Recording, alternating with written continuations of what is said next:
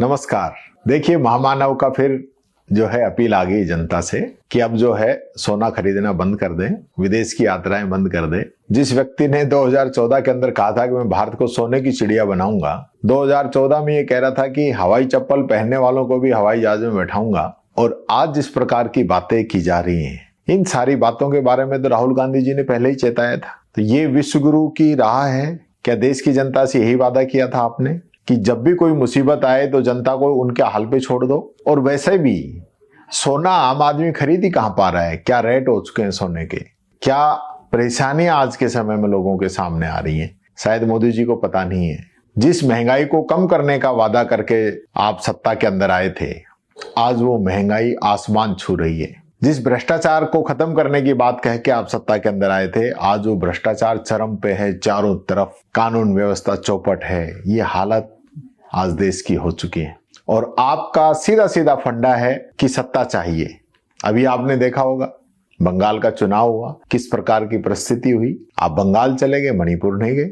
मणिपुर भी हमारे देश का हिस्सा है। मोदी जी, आपने जो अपील आज की है, तो क्या आपने देखा है कि इस एक अपील का क्या असर होगा? लोगों के जीवन पे क्या प्रभाव पड़ेगा? सोने की अपनी एक इंडस्ट्री है। हमारा जयपुर तो यहाँ पूरा जौहरी बाजार है, तो वो जो ये व्यवसाय करते हैं वो दुकानें सब बंद करवा दी जाएं फिर, इसका मतलब तो। या जिन लोगों को शादी करनी है, अन्य उनका आयोजनों के अंदर सोना चाहिए, तो वो उसको लेना बंद कर दें।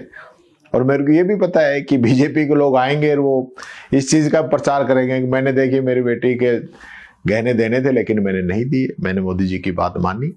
उनसे नहीं चलेगा। आज हमारी परंपराएं क्या है, हमारी संस्कृति क्या है, ये तो आपका फेलियर है। जिन बातों के लिए आप जनता को अपने हाल पे छोड़ रहे हो, आप विदेश यात्रा बंद करने की बात कह रहे हो, सबसे ज्यादा तो विदेश यात्राएं आपने ही की है। हमारे यहाँ तो मुख्यमंत्री जी प्रवास पे चल रहे हैं, रोजाना हेलीकॉप्टर लेके जा रहे हैं। सबसे ज्यादा तेल तो वो आपकी हाजिरी के अंदर फूक रहे हैं। सबसे ज्यादा उनके दौरे दिल्ली के हो रहे हैं। पूरा जो प्रवास का कार्यक्रम चल रहा है, पूरी कानवाई चल रही है, पूरा काफिला चलता है।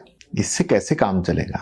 इन बातों के बारे में राहुल जी ने आपको चेताया था मार्च के अंदर ही कि हमें अपना स्टॉक पूरा करना चाहिए, हमें हमारी जो कैपेसिटी है उसको पूरा फिल करना चाहिए, लेकिन आपने नहीं किया। जब कच्चे तेल के दाम कम थे उस समय आपने स्टॉक नहीं किया, और कच्चे तेल के दाम कम थे उस समय जो प्रॉफिट हुआ वो भारत सरकार ने, आपकी कंपनियों ने मुनाफा कमाया, उसका फायदा तो जनता को दिया नहीं। तो आज कच्चे तेल के रेट बढ़े तो आप जनता पे वापिस थोप रहे हो। ये बातें नहीं होनी चाहिए ना। तो फिर दोनों ही चीजें एक साथ होनी चाहिए।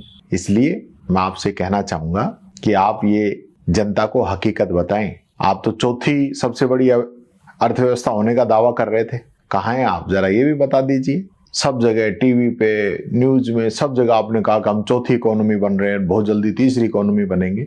आप छठे नंबर पे आ गए हो, और आने वाले समय में क्या हालात होंगे वो तो आने वाला समय ही बताएगा। जनता से झूठ बोलना बंद कीजिए, ये मैं आपसे अपील करता हूं।